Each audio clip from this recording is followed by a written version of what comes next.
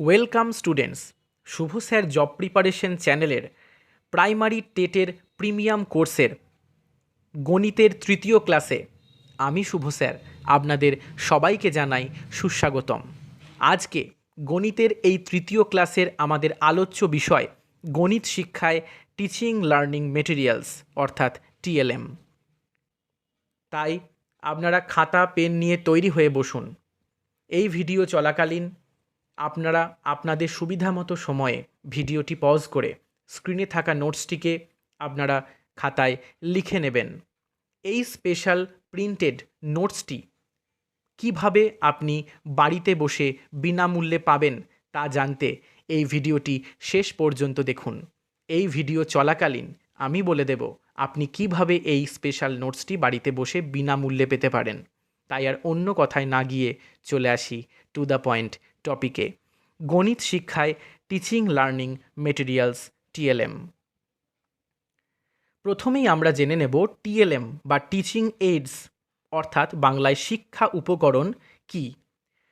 যে সমস্ত উপাদান সামগ্রী পাঠদানকালে ব্যবহার করে শিক্ষার্থীর পাঠে অধিকতর আগ্রহী করা যায়, পর্যবেক্ষণ ক্ষমতা ও যুক্তিবোধ বাড়ানো যায়, শিক্ষণীয় বিষয়টিকে অনেকাংশে মূর্ত করে তোলা যায়, বিষয়টি শিক্ষার্থীর কাছে বোধগম্য করে তোলা যায়, সেইগুলি হলো শিক্ষা উপকরণ টিএলএম বা টিচিং এইডস। অর্থাৎ যে সমস্ত উপকরণ আমরা শ্রেণীকক্ষ কিংবা শ্রেণীকক্ষের বাইরে ব্যবহার করে সেই পাঠ্য বিষয়কে শিক্ষার্থীর কাছে আরও আগ্রহ সমন্বিত করে তুলতে পারি, অর্থাৎ সেই পাঠ্য বিষয়টি শিক্ষার্থীর কাছে খুবই আনন্দদায়ক হয়ে ওঠে এবং খুবই সহজে সেই পাঠ্য বিষয়টিকে আমরা শিক্ষার্থীর মধ্যে আত্মীকরণ করাতে পারি, শিক্ষার্থী খুব আনন্দের সঙ্গে সেই বিষয়টি শিখতে পারে, সেই উপকরণগুলিকেই আমরা বলবো শিক্ষা উপকরণ। শিক্ষার্থীর বিভিন্ন ইন্দ্রিয় নির্ভর বিষয়ের ভিত্তিতে উপকরণের শ্রেণীবিভাগ করা হয়, যেমন দৃশ্য নির্ভর, শ্রবণ নির্ভর, পঠন নির্ভর। বর্তমান শিক্ষা ব্যবস্থার পঠন পাঠনে উপকরণের ব্যবহার একান্তই প্রয়োজনীয় হয়ে পড়েছে। এখন আমরা জেনে নেব গণিত শিক্ষায় উপকরণের প্রয়োজনীয়তা কী। গণিত মূলত বিমূর্ত বিষয়, শিক্ষার্থীদের অসংখ্য গাণিতিক বিমূর্ত প্রক্রিয়া শিখতে হয়। অধিকাংশ শিশু শুধুমাত্র বিমূর্ত চিন্তা করতে আগ্রহী হয় না, আবার মনে রাখতে চায় না। শিশুর এই রকম মনোভাবকে দূর করার জন্য উপকরণের ব্যবহার ভীষণ প্রয়োজন। নিম্নে উপকরণের ব্যবহারে শিক্ষক ও শিক্ষার্থীর কী সুবিধা তা দেওয়া হলো। উপকরণের মাধ্যমে গণিত বিষয়ে মূর্ত ধারণার মাধ্যমে বিমূর্ত ধারণা দিলে শিক্ষার্থীর কাছে তা সহজবোধ্য ও গ্রহণযোগ্য হয়। বিমূর্ত নিয়মটির যুক্তিপূর্ণ কারণ জানতে পারে, তখন সে নিয়মটিও মনে রাখতে পারে।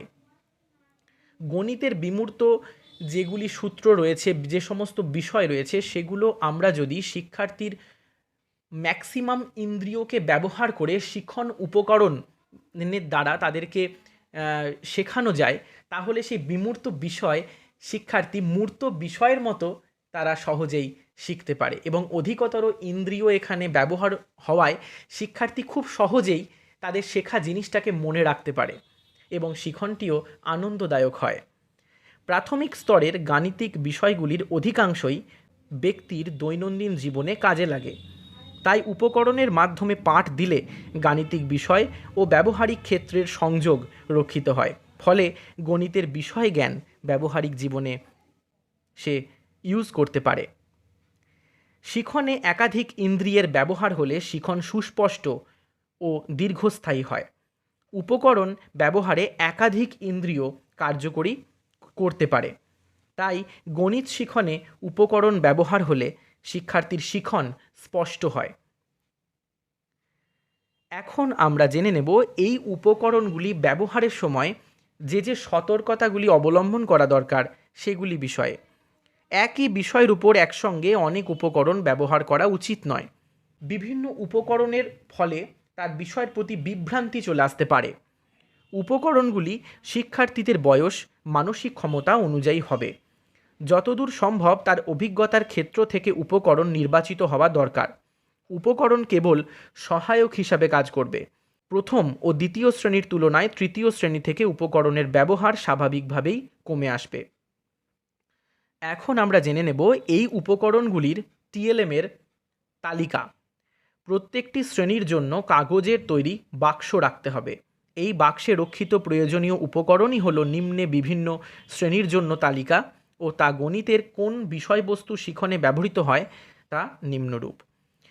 এখানে যে ছকটি দেখানো হয়েছে সেখানে প্রথমেই রয়েছে টিএলএম, তারপরে সেই টিএলএমটি কোন শ্রেণীতে ব্যবহার করা যাবে এবং সেই টিএলএমের দ্বারা গণিতের যে বিষয়বস্তু শিখনে সেটি ব্যবহৃত হবে সেটিও দেওয়া হয়েছে। মাটির গুলি প্রথম শ্রেণীতে বিয়োগের শিখন সংখ্যার ধারণা ও যোগ এগুলি শেখানোর জন্য ব্যবহৃত হবে। কাঠি প্রথম শ্রেণী, বিয়োগের শিখন সংখ্যার ধারণা ও যোগ। পরিবেশের বিভিন্ন স্থান থেকে সংগৃহীত পাথর নুড়ি প্রথম শ্রেণীতে, বিয়োগের শিখন সংখ্যার ধারণা ও যোগ। বিভিন্ন ছবি প্রথম শ্রেণীতে, বিয়োগের শিখন সংখ্যার ধারণা ও যোগ। সংখ্যা কার্ড প্রথম শ্রেণীতে, বিয়োগের শিখন সংখ্যার ধারণা ও যোগ।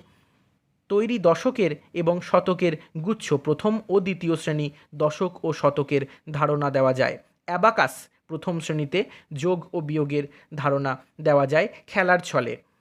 বিভিন্ন মাপের কৌটা ও শিশি প্রথম, দ্বিতীয় ও তৃতীয় শ্রেণীর জন্য। তরল পদার্থ পরিমাপের ধারণা দেওয়া যায়, বিভিন্ন পদার্থের ওজনের ধারণা দেওয়া যায়। কাপড়ের তৈরি মাপন ফিতা মিটার কাঠি প্রথম ও পঞ্চম শ্রেণীর জন্য, মিটার অথবা সেমি-এর ধারণা দেওয়া যায়। দাঁড়িপাল্লা প্রথম ও দ্বিতীয়, ওজনের ধারণা দেওয়া যায়। মাটির তৈরি বাটখারা প্রথম ও দ্বিতীয়, ওজনের এককের ধারণা দেওয়া যায়। ভাঙা ইট প্রথম ও দ্বিতীয় শ্রেণীর জন্য, অসমতলের ধারণা দেওয়া যায়। গোল কৌটা বা ফানেল চতুর্থ শ্রেণীর জন্য, বক্রতলের ধারণা ও গোলকের ধারণা দেওয়া যায়। পিচবোর্ডের তৈরি ত্রিভুজ, আয়তাকার, বৃত্তাকার ও চতুর্ভুজ পঞ্চম শ্রেণীর জন্য, বিভিন্ন জ্যামিতিক আকারের ধারণা দেওয়া যায়। পিচবোর্ডের রং করা তৃতীয় ও চতুর্থ শ্রেণীর জন্য, ভগ্নাংশের ধারণা দেওয়া যায়। আর্ট কাগজের তৈরি সংখ্যার চার্ট ও নামতার চার্ট প্রথম, দ্বিতীয় ও তৃতীয় শ্রেণীর জন্য, যোগ বিয়োগের ধারণা দেওয়া যায়। আর্ট কাগজের তৈরি সংখ্যার খেলা প্রথম ও দ্বিতীয় শ্রেণীর জন্য, যোগ বিয়োগের ধারণা দেওয়া যায়। মাটির তৈরি বিভিন্ন ঘনবস্তু বল চতুর্থ ও পঞ্চম শ্রেণীর জন্য, গোলক, আয়তঘনক, চোঙের ধারণা দেওয়া যায়। বেসবোর্ড চতুর্থ শ্রেণীর জন্য, লসাগুর ধারণা দেওয়া যায়। এখানে আরেকটি টিএলএমের বিষয়ে বলে রাখি, সংখ্যা কার্ড। ছোট ছোট কাগজে বিভিন্ন সংখ্যাগুলি লিখে পিছনে শক্ত কাগজ বা পিচবোর্ডে এঁটে দিতে হবে। ক্যালেন্ডার থেকে সংখ্যাগুলি শিক্ষার্থীদের সাহায্যে কাটানো যেতে পারে। প্রত্যেক শিক্ষার্থীর গলায় তার রোল নাম্বারের সংখ্যাটি ঝুলিয়ে রাখবে। এর দ্বারা শিক্ষার্থী নিজের সংখ্যার ও অপরের সংখ্যার সাথে পরিচিত হবে। ভগ্নাংশের যোগ বিয়োগের শিক্ষা উপকরণ পিচবোর্ডে তৈরি নিম্নরূপে রং করে কার্ড করা যায়, যেমন এরকম ছবিতে দেখানো হয়েছে সেইভাবে উপকরণ তৈরি করে নেওয়া যায়। উপকরণ হিসাবে পরিবেশের ব্যবহার।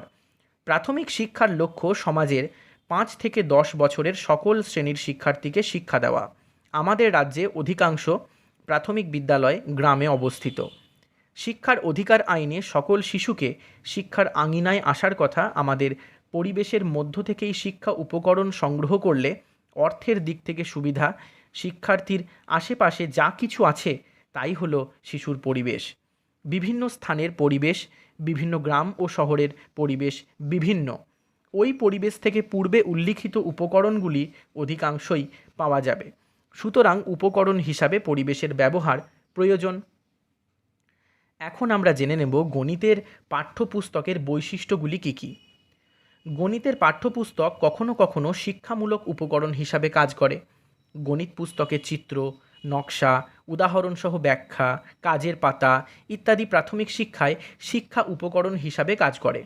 এ প্রসঙ্গে পশ্চিমবঙ্গ বিদ্যালয় পাঠ্যসূচির এক্সপার্ট কমিটি প্রকাশিত গণিত বইগুলির আলোচনা করা যেতে পারে। বইয়ের অনেক চিত্র, নকশা শিক্ষা উপকরণ হিসাবে কাজ করে। বইয়ের কাজের পাতা আছে ব্যবহারের জন্য।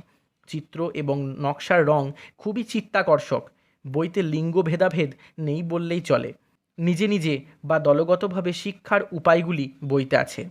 কাজের মাধ্যমে শিক্ষার জন্য শিক্ষার্থীর কাছে বিভিন্ন অভিজ্ঞতার উল্লেখ আছে। স্টুডেন্টস, আজ এই পর্যন্তই।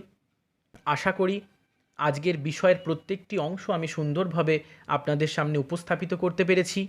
আপনারা এক্ষুনি যে নোটসটি আপনাদের খাতায় লিখলেন, সেই নোটসটি গভীর মনোযোগ সহকারে পড়াশোনা করতে শুরু করে দিন। এখন আমি বলতে চলেছি কিভাবে আপনারা এই স্পেশাল প্রিন্টেড নোটসটি বাড়িতে বসেই বিনামূল্যেই পাবেন। এই ভিডিও ডেসক্রিপশন বক্সে দেওয়া ফোন নাম্বারে হোয়াটসঅ্যাপ করুন এবং প্রাইমারি টেটের জন্য স্পেশালি তৈরি আমাদের টেলিগ্রাম গ্রুপে আপনাকে জয়েন করা হবে। সেই গ্রুপেই প্রত্যেক সপ্তাহে বিষয়ভিত্তিক ক্লাসগুলি নেওয়ার পরে সপ্তাহের শেষে রবিবার দিন যে মক টেস্টটি নেওয়া হয়, মক টেস্ট নেওয়ার পরে সপ্তাহের সমস্ত আমার স্টাডি মেটেরিয়ালস একসঙ্গে টেলিগ্রাম গ্রুপটিতে দিয়ে দেওয়া হবে। খুব মনোযোগ দিয়ে পড়াশোনা করতে থাকুন এবং